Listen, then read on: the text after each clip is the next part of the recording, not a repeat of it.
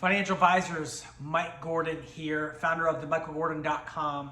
I help financial advisors find their new broker-dealer or RIA by creating clarity, providing expertise, saving time, and reducing stress. And in this video, we're going to talk about your debt net. It's not what you make, it's what you keep. And just like financial advisors, it's not all about returns. It's how little you pay in taxes. What is your true take home after all of your expenses? And there are 4 primary categories. 3 of them come from your broker-dealer, and the last one really comes from you and your firm and your local overhead and what you put back into your business. The one that everyone thinks about is, number 1 is the override, or what the broker-dealer keeps off the top. This one's pretty straightforward. Most firms in the independent space start at 90% with the ability to go higher. You'll typically see a range of 90 to 95. There are a few RIAs and hybrids out there that'll provide 100% pass-through and then bill you in other ways, but typically it's 90 to 95%. The second one is more of a fixed cost from your broker-dealer. So that includes your errors and emissions insurance, your compliance annual visits, your affiliation cost, your core technology package. Pretty simple. There are also some SIPC charges, your state renewals, your FINRA renewals. Some of the smaller, more nimble broker-dealers might charge you $6,000 to $8,000 a year for that, but your bigger firms that typically would provide a little bit more value and some additional programs will charge you roughly $8,000 to $12,000, give or take.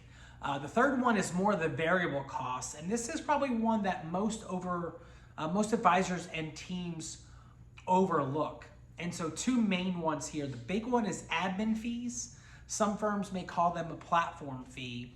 And depending on the amount of advisory business that you have will really dictate that fee. And some firms will look at your total advisory AUM, and some firms actually look at it at the household or per account level.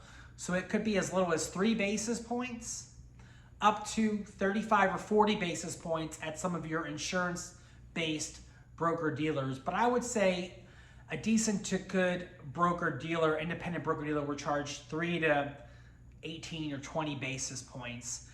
And you also have to account for your ticket charges. So if you're more passive, buy and hold, you may not have to worry about this one as much. But if you're more active or tactical, those ticket charges can add up pretty quickly. Some firms will actually include the ticket charges within your admin fees, and many won't. So you want to be careful with that one. That could sneak up on you, and that surprised many advisors that I've worked with. And the fourth one, what I think is typically the most exciting, it's the local overhead, right? So what are you paying for staffing? What does your space or your rent cost? Do you own your building and then rent it back to yourself? Benefits, your upfit, are you designing a new space? Your computers, technology, printers, some of the other ones, maybe some smaller items. What are you using for financial planning? What is your CRM tool? Are you using things like Riskalyze, goals-based planning?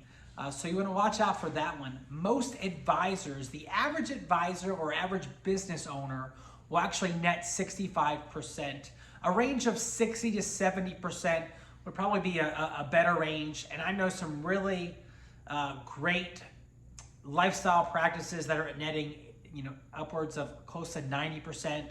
There's some more influential businesses that I've worked with where there's $4.5 million of revenue and they're netting 3.75 million. So it really just depends on how lean you run your business. And do you want a lifestyle practice, or do you want a business that will sustain you, that you can kind of replace yourself? Again, Mike Gordon here. Any questions, you know where to find me. Please like or subscribe to my channel and this video. Leave any comments.